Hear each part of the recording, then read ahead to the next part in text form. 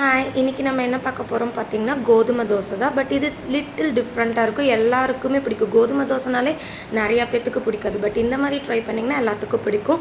இதில் ஆட் பண்ண வேண்டியது மிளகாத்தூள், உப்பு, பெருங்காயத்தூள், அவ்வளோதான். ஸோ இது மாவு போட்டதுக்கப்புறமா இதெல்லாம் போட்டு பீட்டரில் வச்சு மிக்ஸ் பண்ணிக்கணும்.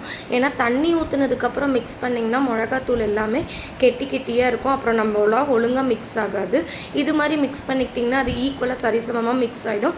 ஸோ இதுக்கப்புறமா நம்ம கை எதுவும் யூஸ் பண்ணாமல் இந்த பீட்டர்லேயே தண்ணி ஊற்றி நீங்கள் மிக்ஸ் பண்ணிங்கன்னா கெட்டியே ஆகாமல், கெட்டியாக இல்லாமல், நல்லா ஒரு இது கூட இல்லாமல் ப்ளைனாக நல்லாயிருக்கும்.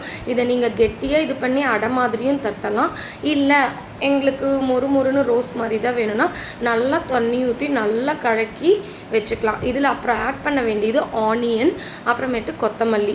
இது ரெண்டும் ஆட் பண்ணி ரோஸ்ட் மாதிரி ஊற்றுனீங்கன்னா ரொம்ப டேஸ்டியாக இருக்கும். இதுக்கு நம்ம தொட்டுக்கு கூட எதுவும் தேவையில்லை, ஏன்னா காரத்துக்கு மிளகாத்தூள் ஆட் பண்ணிட்டோம். இது ரொம்ப டேஸ்டி. திடீர்னு நமக்கு எதுவுமே டிஃபன் செய்ய ஐடியா இல்லை, தொட்டுக்கிறதுக்கு எதுவுமே வேணான்னா இந்த தோசையை ட்ரை பண்ணலாம். ஸோ இதை ட்ரை பண்ணிவிட்டு எப்படி இருந்துச்சுன்னு கமெண்ட் பண்ணுங்கள்.